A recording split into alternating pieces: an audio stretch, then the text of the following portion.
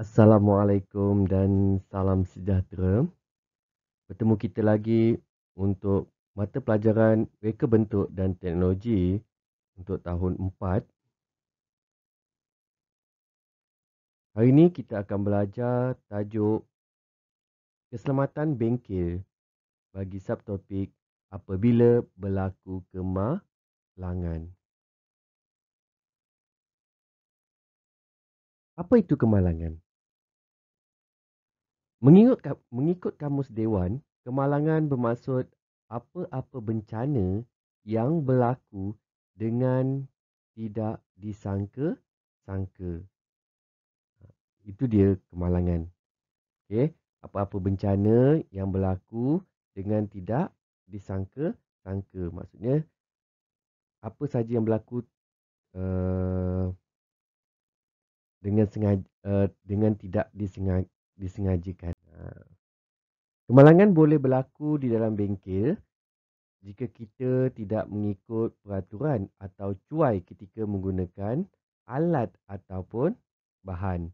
Sebab itu kita kena patuh, okey, kepada peraturan-peraturan yang telah ditetapkan di dalam bengkel. Kita ada belajar pada minggu yang pertama peraturan-peraturan di dalam bengkel. Okey, seterusnya. Kemalangan boleh berlaku di bengkel seperti kecederaan, terkena air panas, terkena renjatan elektrik ataupun kebakaran. Okey, hari ini sebab kita akan lihat bagaimana rawatan luka tangan. Apa yang perlu kita buat apabila tangan kita luka. Okey, yang pertama yang perlu kamu lakukan bila berlaku kemalangan luka ringan ni, laporkan kepada guru. Itu yang penting. Itu yang langkah yang perlu kamu lakukan. Okay, kita lihat video.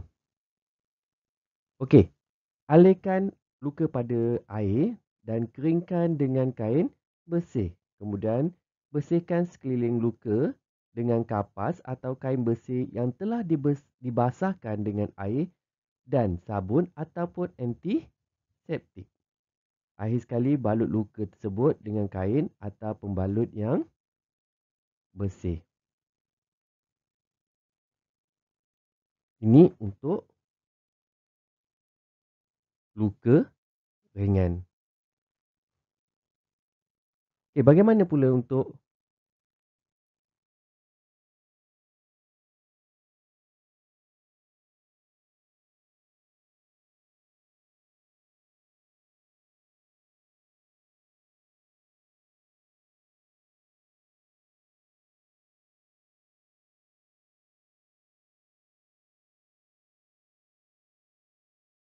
rawatan luka melecur? Bagaimana kalau kamu melecur, terkena air panas ke ataupun terkena benda yang panas? Apa yang perlu buat? Kita tengok.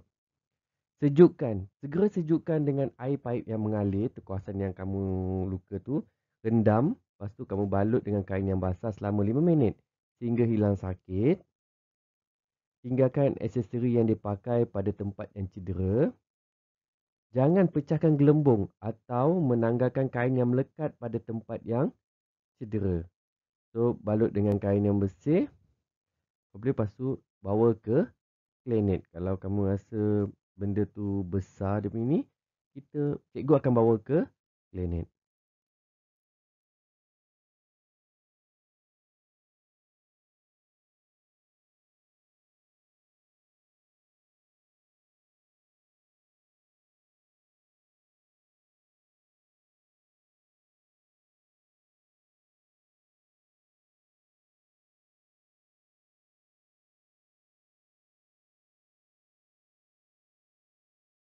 Okey.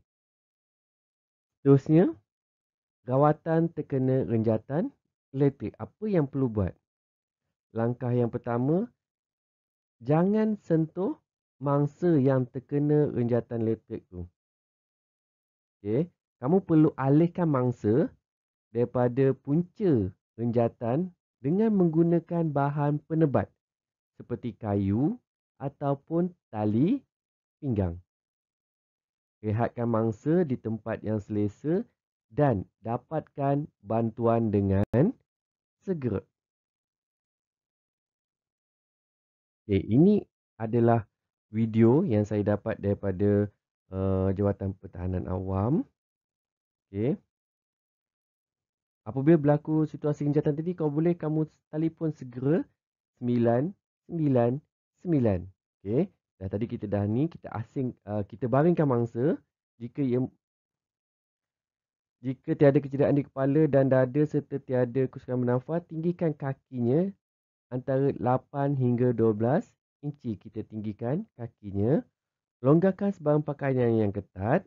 Panaskan badan pesakit tanpa membuatnya berpeluh. Basahkan bibir mangsa dengan menggunakan kain lembap jika perlu. Beri sokongan moral supaya dapat memberi keyakinan dan semangat kepada mangsa. Okay.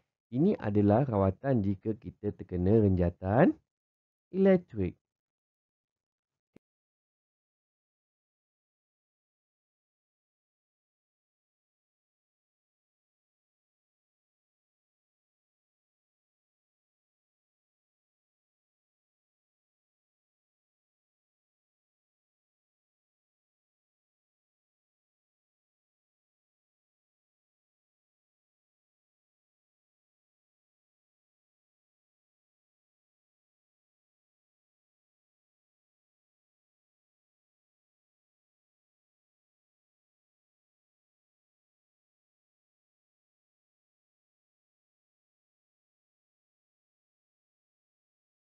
Seterusnya, jika berlaku kebakaran, apa yang perlu kamu buat?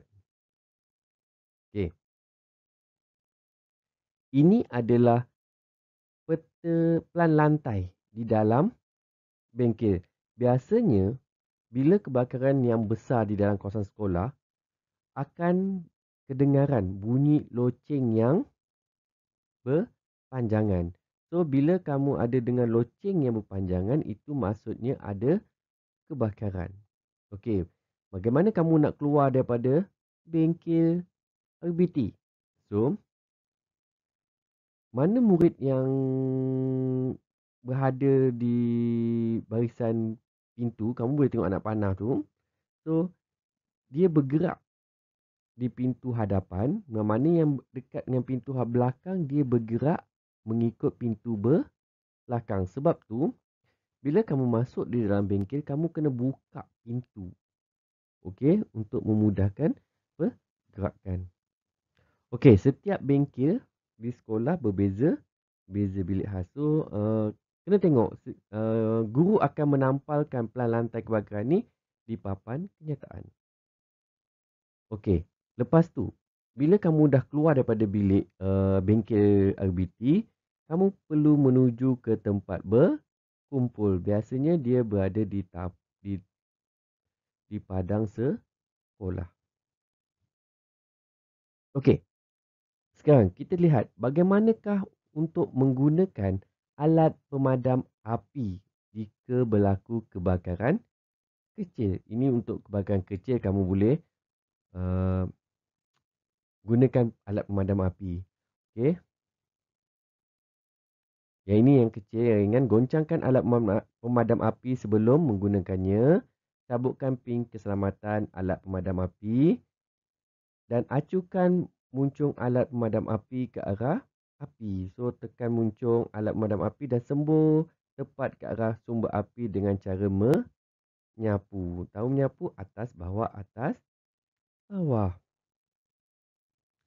So, pastikan kamu kena ikut arah angin.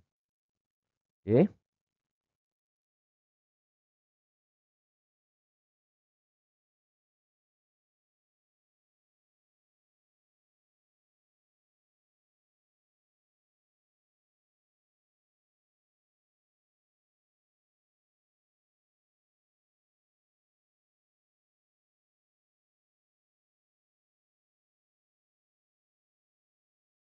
Seterusnya, peti pertolongan cemas perlu ada di dalam bengkel RBT untuk memberi rawatan ketika berlaku kecederaan kecil. Ini adalah penting.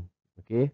Di setiap bilik khas perlu ada alat pemadam api dan peti pertolongan cemas. Mari kita lihat apa yang perlu ada di dalam alat peti pertolongan cemas. Yang pertama adalah plaster. Okey. Plaster ni untuk apa? Jika terdapat luka kecil yang kurang daripada 2 cm, kita boleh gunakan plastik ni. Selalunya luka jenis ini ada disebabkan luka ketika menggunakan pisau ataupun terkena duri. Okey, kita boleh gunakan plastik. Yang seterusnya kita ada pembalut. Okey, pembalut ni digunakan untuk membalut luka, membalut kawasan yang bengkak. Okey, seterusnya kita ada kain anduh. Memang wajib ada dalam peti pertolongan cemas. Terdapat pelbagai fungsi untuk kain anduh. Maknanya digunakan ketika patah tulang tangan atau patah tulang selangka, membalut luka atau membalut kawasan lebam, digunakan sebagai mask ataupun topeng. Ya. Okey. Partan seterusnya iaitu kain kasar. Kain kasar ni selalunya digunakan untuk menutup luka yang besar. Ia juga boleh digunakan untuk membersihkan luka yang kotor. Okey. Ini memang ada dalam peti pertolongan cemas. Okey, ini kain kasar tadi. Terusnya kita ada ubat kuning. Okey, ubat kuning luka. Ia merupakan lautan yang berwarna kuning. Lautan ini mengandungi unsur iodin yang berfungsi untuk membunuh kuman antiseptik di kawasan luka. So, kita luka, kita sapu ubat kuning ni, baru lepas tu kita letak kain kasar, lepas tu kita balut. Okey, seterusnya. Apa barang seterusnya? Mescopus. Ini adalah seperti seletip yang digunakan untuk melekatkan beberapa perkara seperti uh, pembalut pada luka. Yang kasar tadi, yang kat luka kita gunakan seletip ni atau melekatkan pembalut supaya bandage, okey, supaya ia tidak tercabut dan apa-apa yang berkaitan lah. Ini gunting. Gunting ni untuk memotong kain kasar, pembalut dan sebagainya. Ini biasa. Okey. Uji minda. So, uji minda ni saya dah sediakan dalam Google Classroom. So, kamu boleh bawa di Google Classroom. Sampai di sini saja untuk pembelajaran kita pada hari ini. Semoga berjumpa lagi. Jaga diri, jaga kesihatan. Assalamualaikum dan terima kasih.